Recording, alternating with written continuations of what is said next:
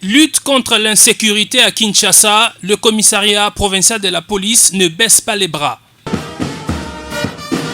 La police de la capitale, commandée par le général Silvano Kasongo Kitenge, a présenté au gouverneur le vendredi 22 mai des bandits à main armée et les délinquants appelés Kuluna. La moisson a été abondante. Tenez, les hommes de Silvano Kasongo ont mis la main sur 373 Kuluna et 20 bandits à main armée. Ils ont sémé la terreur à Kinshasa. Dans ces groupes de meurtriers arrêtés, on retrouve les auteurs des récentes attaques contre le supermarché Swissmart de l'avenue des Libérations ex-24 novembre à Gombe.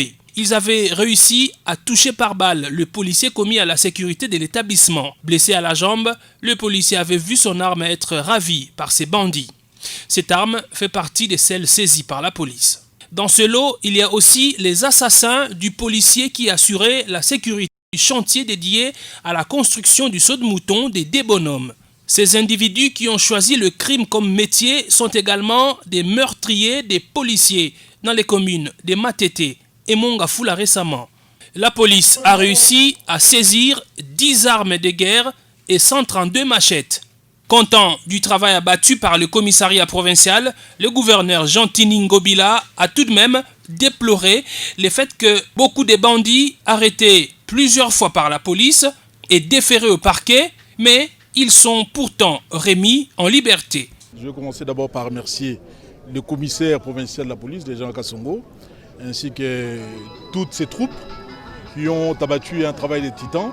Et malheureusement pour nous, nous avons constaté que la plupart des Kuluna qu'on nous a présentés ici avaient déjà été arrêtés l'année passée, et même en 2018. Ce sont presque les mêmes qui sont revenus. C'est-à-dire que la justice ne nous aide pas.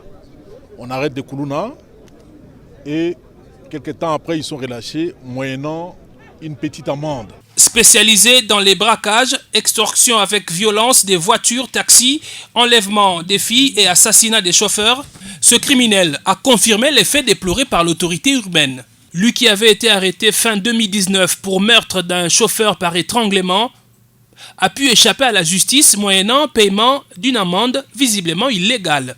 Cette année encore, il a récidivé en tuant un autre conducteur de taxi par étranglement. Bon, mais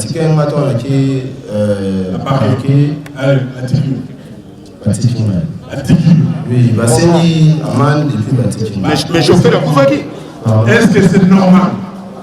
Voilà, donc ça, c'est pas normal. Dans le cadre de l'exécution des mesures contre le Covid-19, la police a également présenté au gouverneur des chaises plastiques saisies auprès des tenanciers des bars, terrasses et buvettes qui continuent à fonctionner clandestinement. Un lot de 5000 masques a été remis à la police qui doit se protéger pour mieux protéger les citoyens. En effet, après le personnel médical, les policiers sont au front dans la guerre contre le coronavirus. Il n'y aura pas non plus de mort.